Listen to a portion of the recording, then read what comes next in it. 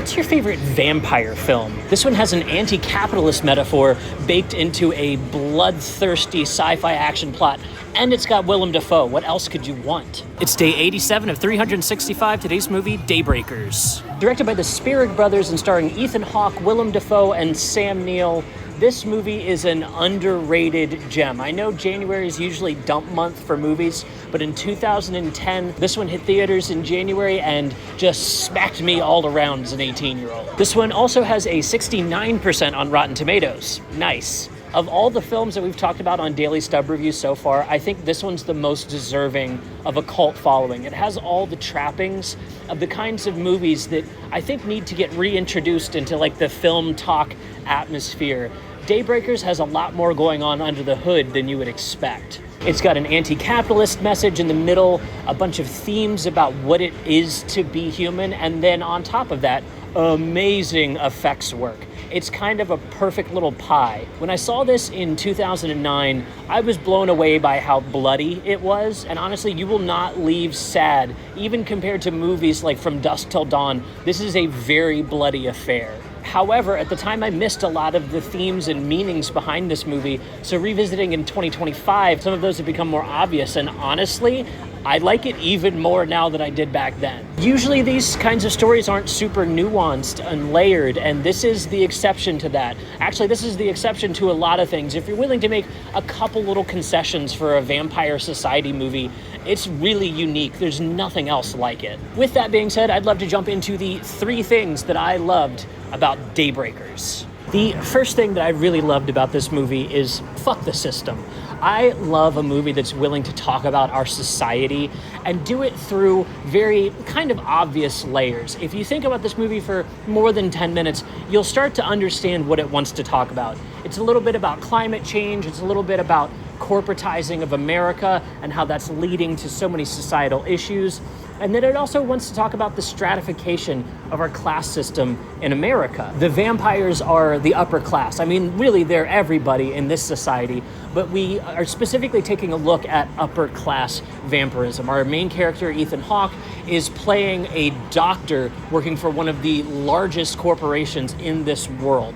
That's kind of on the nose, and his home is decked out in that kind of rough, industrial, brutalist way. This is stuff that is kind of like, what if vampires were set in modern times? They wouldn't have castles, they'd have these brutalist homes. He works for one of the biggest fat cats in the world, and they're talking very specifically about a lack of food, how this is becoming a huge problem to the point that his gardener turns into one of the subsiders, as they call them, fully monstrous vampire creatures. This is a very purposeful inhumanization of blue-collar workers. Humans then in this world get to take the role of something like immigrants, something like the least of these in society. The people that Jesus would have called us to take care of are instead pushed all the way out to the side and subjugated into cattle.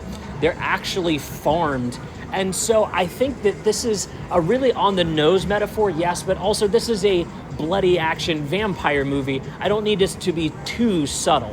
We wrap all this up with a beautiful bow about the cure for vampirism being humanity. A vampire that is turned back into a human can now give a cure to other vampires, allowing the cure to spread the same way that the initial disease spread. Almost as saying that if we invert our world, that it will help cure the world of its problems. This is beautiful. This is an awesome thing. This is saying that the greed that is represented by wanting to drink the blood of those that are beneath us is evil, and to undo that, we should literally eat the rich. I'm sorry. This is 2009. This is an Australian filmmaking team, and they're coming at us with both barrels blazing. If this movie came out in 2025, Film Talk would be all over it. But because it came out in 2009 and kind of got passed over, I feel like it didn't catch that cult following that it could have. And it's got all the stuff in it that we like now. So I think this one's worth rewatching just for my first point. The second thing that I love so much about Daybreakers, and if you've been watching this series for a minute, you can probably guess, I'm a big fan of Gore, and I'm specifically a big fan of over-the-top, really wild, out-there Gore. These guys went balls to the wall with this movie.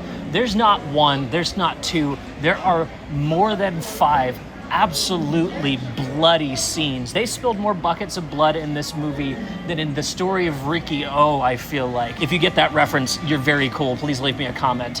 I think that this movie deserves eyes on it just for the fact that these directors are practical effects guys. If you go look at their Wikipedia, all of their movies aren't as amazing as this one. I think Predestination is a good number 2, another Ethan Hawke film that they did, that they actually won awards for the effects on, specifically around makeup effects. But this movie has all the effects, not just action, but makeup, costumes, blood, and gore. The viscera is flowing, and I absolutely love that. The finale of this movie is so goddamn bloody, so goddamn gory, that I keep forgetting, and I've seen this movie at least a half dozen times since it came out, because I like it so much. Every time I revisit, I'm just blown away by how over the top this thing can be.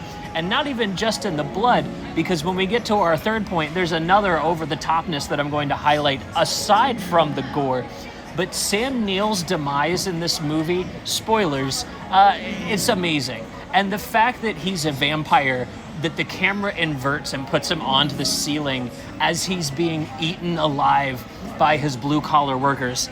I'm sorry, that just harkens back to point number 1. All these points really kind of connect to each other because the movie is such a fantastic time. Honestly, if you're a Gore fan and you have not checked out Daybreakers, shame on you. You need to see this bloody affair. The third and final thing that I love so much about this movie is Willem fucking Dafoe.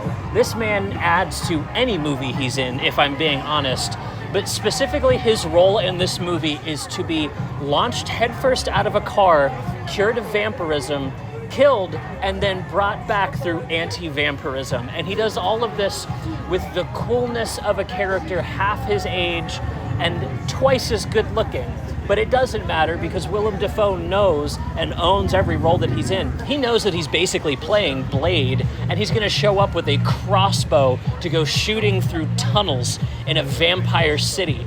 He's not even in the first half of this movie, mind you.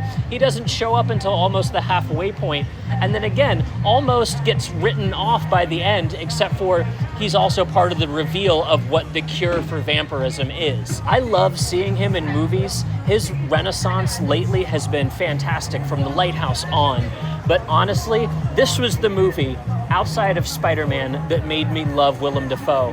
Having him just sit on a couch and say, "This house is fucking ugly." Oh my God, what a comment on brutalist architecture, first of all, but also what a great line for his character to say. I could go on, but honestly, I don't want to spoil too much as I already have, because this movie is so worth checking out. But I'm curious, have you seen this one before, or have I ignited the flame for you to go check out this vampire killing movie?